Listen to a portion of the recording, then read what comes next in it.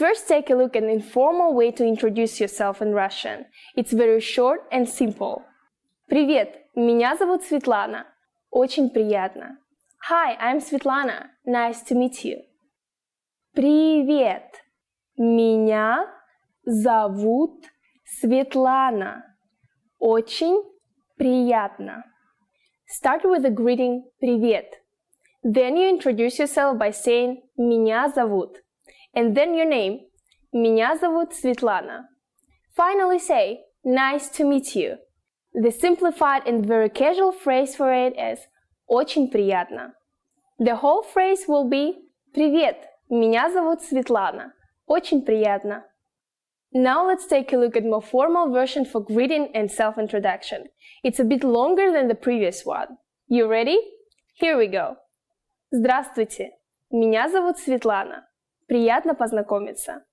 Hello, my name is Svetlana. It's a pleasure to meet you. Здравствуйте, меня зовут Светлана. Приятно познакомиться. What has changed from the previous introduction? Let's take a closer look at these together. First, we changed. There are several ways to thank people. Let's start with the most common phrase спасибо. Спасибо. Спасибо means thank you. To say thank you very much, you just need to add большое. Большое спасибо. Большое спасибо. Большое means big. In context, большое спасибо literally means big thanks. The most used informal greeting is привет. Привет. Привет means hi or hello. We use this greeting when we meet friends, cousins, or close relatives. Please keep in mind that it's a very informal greeting. If you're not close to someone or he or she is older than you, you should not use this word. Here's a more formal way to greet people. Здравствуйте. Здравствуйте. This is a very formal greeting that can be used any time of the day. As a variation, здравствуй can also be used. This is still a little casual, but much more formal than привет. Здравствуйте is actually a variation of здраво желаю, meaning I wish you health. So здравствуйте literally means I wish you to be healthy. Здравствуй. Here's the informal way to say it. Ты говоришь по-английски? Ты говоришь по-английски? In Russian, verbs change depending on the pronoun that is used. The pronoun ты is the singular you in English. It is a very informal way to address people. Don't use it with complete strangers, especially if the person is older than you. I don't recommend that you use it during formal gatherings either, such as business meetings, conferences, and so on. The verb говоришь means speak in English. As I already mentioned, verbs usually change in Russian, according to the pronoun and time. The original form for the verb говоришь is говорить. We usually use извините when we want to draw somebody's attention. Perhaps you want to order something in the restaurant or simply ask the time. For example, извините, который час? Excuse me, what time is it? The other meaning of извините is to say I'm sorry for something you've done or haven't done. The word извините derives from the word вина, which means guilt in English. You use it when you feel guilty for bothering somebody or causing some problem. The word извините is used in its formal polite form. The informal version for it is извини. It can also be used in two ways as mentioned, but it's mostly used in the sense of regret and apology. Извини refers to the informal pronoun you in its singular form. In other words, you would use it when speaking to a person you would address with the pronoun ты. Another informal word for an apology is прости, which has almost the same meaning as извини, but with a slightly higher level of regret. It derives from the verb прощать, which means forgive. So literally this word is translated as forgive me. So the formal way to say forgive me in Russian would be простите or прошу прощения. The meaning of both phrases is almost the same. Простите is an imperative verb which literally means forgive me. Прошу прощения means I am asking you to forgive me. This phrase is a bit more polite than простите. As you might have guessed, the word прошу means I ask. You can add the word пожалуйста, please, to your apology to make it even more polite and sincere. Простите, пожалуйста. Извините, пожалуйста. Excuse me, please. Are you ready? Let's start. 1. 1. 2. 2. 3. 3. 4. 4. 5. 5. 6. 6. 7.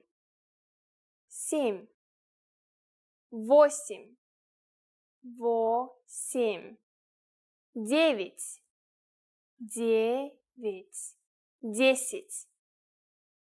10. 10.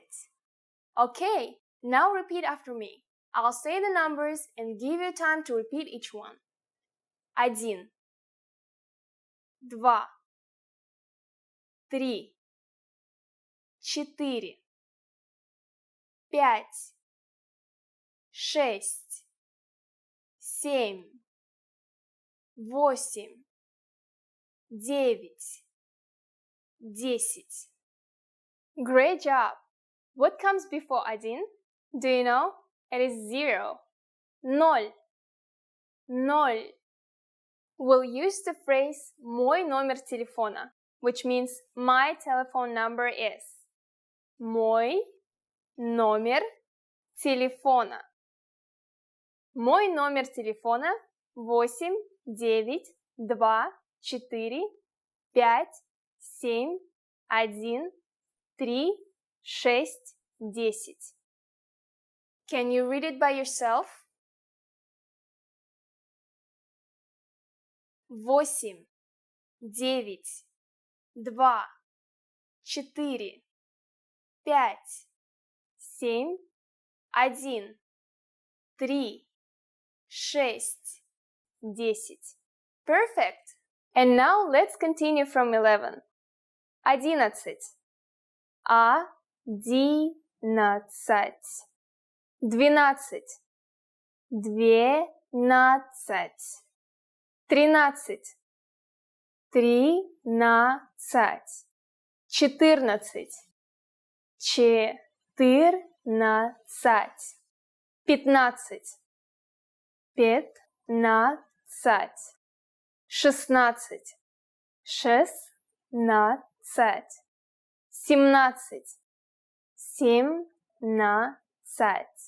16. 16. 17. 17. 18. 18. 19. 19. And finally we have 20. 20. Okay, now repeat after me. I'll say the numbers and give you time to repeat each one. 11.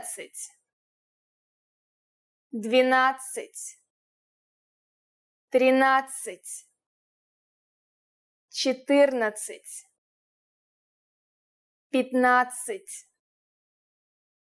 14. 15.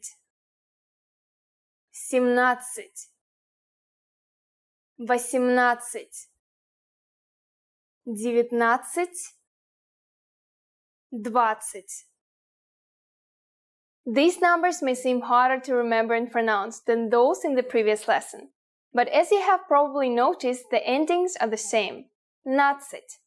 The suffix цать is the modified word for 10. 10. Цать. Counting from 15 till 19, you simply eliminate the last letter from the original word and add 19. In the case of 14, you eliminate the letter Е. 30. 40. 40. 50. 50. 60. 60. 70. 70. 80. 80. 90. 90. 100. 100. Remember I told you that the suffix sat means 10? Well, we have another modification for 10. It is десят. It is almost the same as the original word for 10, 10. In most cases, you simply add the number in front of it to multiply it by 10. 8, 8 plus десят, 10 is 80. 80. Easy. The word for 100 is also super easy. It's 100. I don't think you'll have any problems with this one. How would you say 56 in Russian? Let's take it step by step. 50 is 50. And then add 6, 6. 56. It's done. Very easy, right? Let's make another number. For instance, 23. Take 20, 20, and add 3. 3. So we get 23. So you see something you like, and you want to ask the shop assistant how much it is. The first thing to say is «Извините». Do you remember the meaning? Right. Excuse me. Извините, сколько это стоит? Извините, сколько это стоит? Let's break it down to work out the meaning of these new words. Сколько means how much or how many. As you can see, it can be used both with countable nouns like people and uncountable nouns like time. The next word is это, which means this or that. And the last one is стоит, cost. If you want to be more specific when asking how much is this and refer to a certain type of object, you just need to drop the word это and place the object after the verb стоит. For example, сколько стоит хлеб? How much is the bread? Or сколько стоит мороженое? How much is the ice cream? But remember that Russian verbs change according to the noun.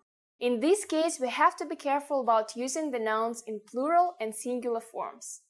For example, if we use the noun candies, which is plural, the verb will change. Извините, сколько стоят конфеты? Excuse me, how much are the candies? Извините, сколько стоят конфеты? As you might already know, the national currency in Russia is rubles, рубль, or рубли in the plural. So now let's hear the shop assistant's answer. He or she could answer by saying хлеб стоит 20 рублей, мороженое стоит 15 рублей, or конфеты стоят 50 рублей. Now it's time for Svetlana's tips. The prices in big shopping malls and department stores are mostly fixed. These shops may have some seasonal discounts or campaigns. But the prices in Russian markets, рынок or bazar, are very flexible. They really depend on your speaking and bargaining skills. People at these places are generally very open and friendly, and usually more than happy to find the most appropriate price to please both sides. He or she might even invite you in to have a drink. But always be aware of pickpockets and thieves. There are a lot of them in